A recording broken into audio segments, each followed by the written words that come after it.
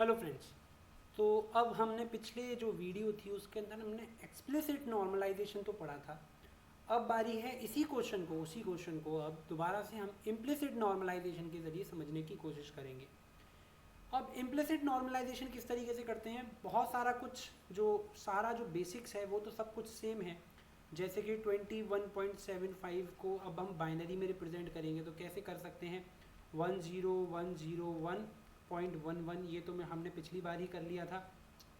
उसके बाद की मैं बात करता हूँ कि उसके बाद क्या करते थे, हम इस पॉइंट को लेफ्ट मोस्ट में लेके जाते थे, नॉर्मलाइज करते थे। लेकिन इम्प्लिसिट नॉर्मलाइजेशन में हम क्या करते हैं, बिल्कुल लेफ्ट मोस्ट में नहीं लेके जाते।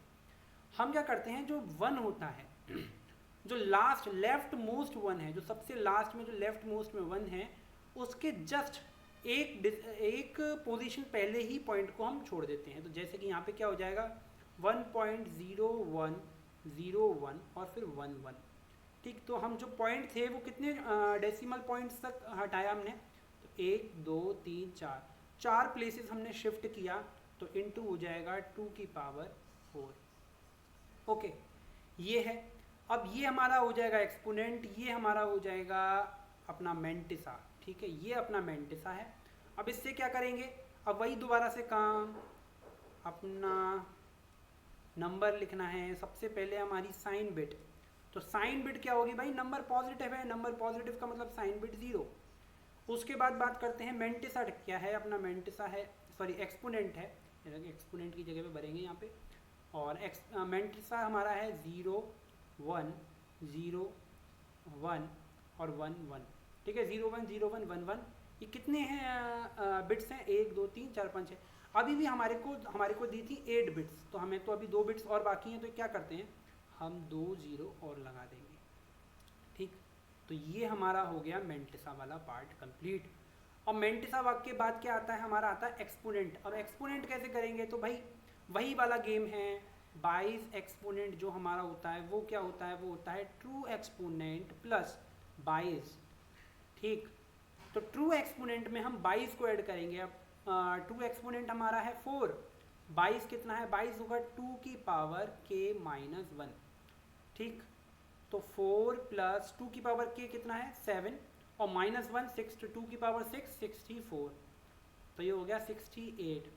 इसे हम अगर बाइनरी में रिप्रेजेंट करें तो बाइनरी के, ये तो बेस 10 में है, बाइनरी के इक्विवेलेंट में क्या आएगा, ये आएगा, सॉरी यहाँ पे नहीं, 1 0, 32 के लिए 0, 16 के लिए 0, 8 के लिए 0, 1 4 के लिए 1, 2 के लिए 0, फिर उसके बाद 1 के लिए भी 0 के लिए। ठीक, और ये हमारा बाइनरी नोटेशन के अंदर 68 को रिप्रेजेंट कर दिया। ये कितने बिट्स हैं, 1 2 3 4 5 6 7 7 बिट्स हैं। 7 बिट्स में ही हमको लिखना है, तो हम यहाँ पर, ये गलती हो गई है, इसको थोड़ा रख कर देते हैं।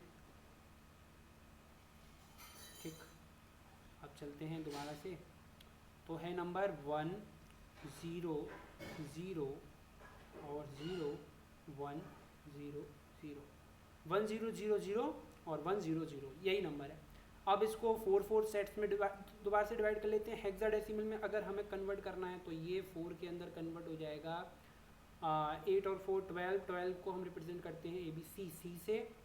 उसके बाद 0 1 0 1 ये नंबर आ गया, ये हमारा हो जाएगा 4 और 1 5, तो ये हमारा 5 से रिप्रेजेंट हो गया। ये हमारा नंबर क्या है, इसके बाद 4 डिजिट दोबारा से लेते हैं। 4 डिजिट ये क्या होगी, हमारा 4 है, और इसके बाद बचता है ये दोबारा से अपना 4 ही है, ये भी 4 ही है, तो 4 4 5 C, 4 4 5 C। ये हमारा 21.75 को इम्प्लिसिट नॉर्मलाइज करने के बाद हेक्साडेसिमल के अंदर आंसर है। So this is implicit normalization of any number. ठीक, तो इस तरीके से इम्प्लिसिट नॉर्मलाइजेशन करते हैं किसी भी नंबर का। आपको बेसिक समझ में आए होंगे कि किस तरीके से हम नॉर्मलाइजेशन कर रहे हैं, इम्प्लिसिटली एक्सप्लिसिटली। अगली वीडियो में जो आगे के टॉपिक्स हैं, IEEE स्टैंडर्ड क्या कहता है कि भाई हमको किस तरीके से काम करना चाहिए, वो स्टैंडर्ड के ऊपर काम करेंगे। इस वीडियो में इतना ही, थैंक यू।